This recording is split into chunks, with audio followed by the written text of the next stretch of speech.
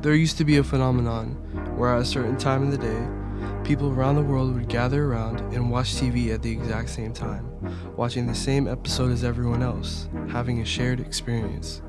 Nowadays, we have more options than ever before, but unless it's a new premiere, no one seems to be watching the same thing. How did we get here? Welcome and thank you for watching my video essay. Today, I will be talking about modern television and how the increase of choice has caused the death of it as a shared experience. In the late 90s to the early 2010s, television at the time was going through what was essentially a golden era, with shows like The Sopranos, Breaking Bad, and The Wire. This was a time where cable networks were still the dominant force in entertainment, and streaming hadn't risen to its peak yet. While Netflix still did exist at the time, it was just a small online DVD rental service, and therefore cable networks still held power. Since these networks had a lock on the entertainment industry, they weren't focused on necessarily chasing the largest audience, but rather chasing subscribers and prestige TV.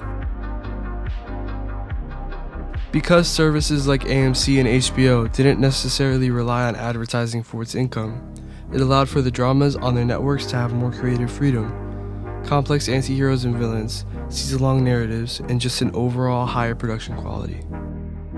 Breaking Bad is a prime example of this. It is widely considered to be one of the best television shows to date, and we can attribute this to the factors of being on AMC, a network that allowed for lots of creative freedom and a higher production budget overall.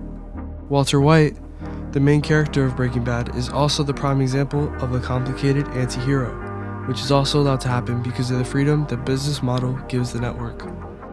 Overall, this era of television was known as a golden era due to its creative freedom, complex writing, sophisticated business model. And the shared experience was still a strong thing too, especially with the finales of those long, complicated, thought-out, season-long narratives networks were pushing. But while this era of television and its business models were becoming more sophisticated and complicated, another genre of it was rising for the exact opposite reason. While the prestige and golden era of television proved TV could be an effective art form, reality TV proved that audiences also wanted spectacle, competition, romance, and unscripted drama.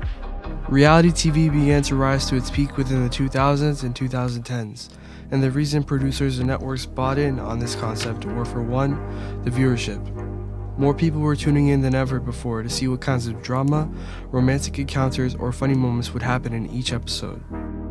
The unscripted element caused a sense of unpredictability and endlessness, which aided in the shared experience of watching reality TV, because everyone around the world who watched were all anticipating what could possibly happen in each episode.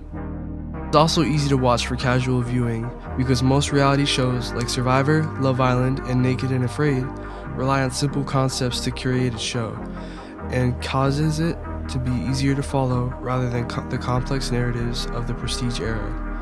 It was also cheap and easy to produce, with most of the driving point not the set pieces or other details, but on the human relationships and interactions.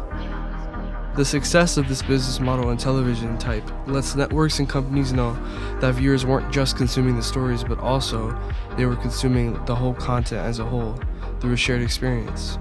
However, companies evolved these ideas into a completely new business model that killed cable TV and the shared experience as we knew it at the time. Eventually, companies like Netflix were struggling to keep up with the cable television providers and television networks, so they eventually adapted and overcame the monopoly at the time with streaming. And streaming worked perfectly as the new format, allowing for easy selection without waiting for a specific time slot to watch a show. Audiences could watch whatever they wanted and whenever they wanted. There were no commercials, no scheduling conflicts, and entire libraries of content were available at the palm of their fingers.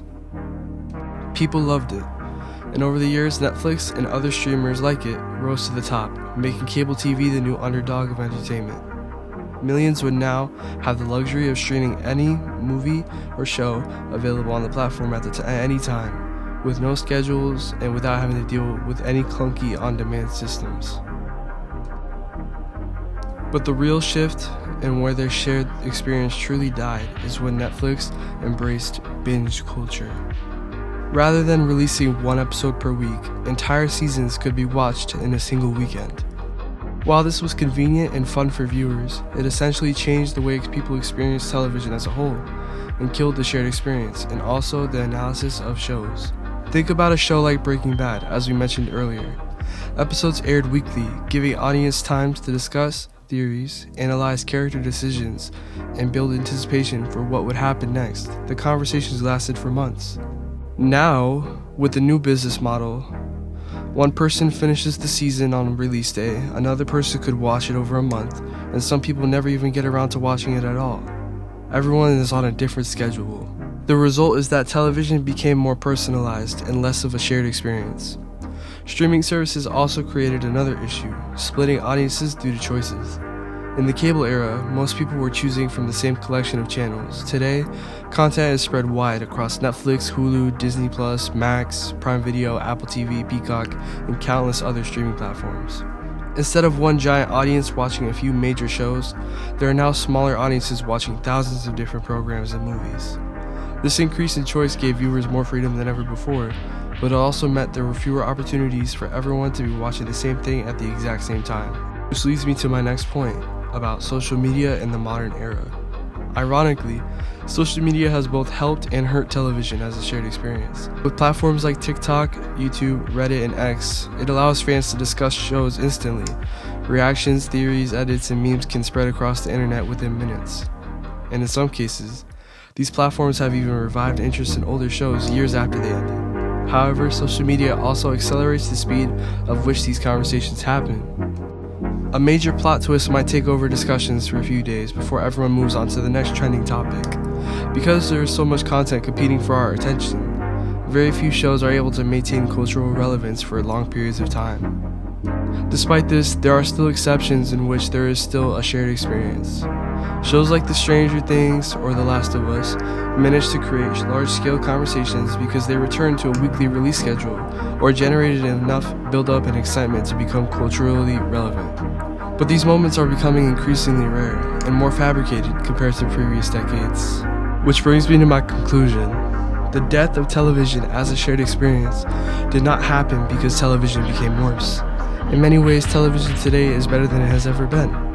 Production values are higher, storytelling is more ambitious, and audiences have access to an almost unlimited amount of content.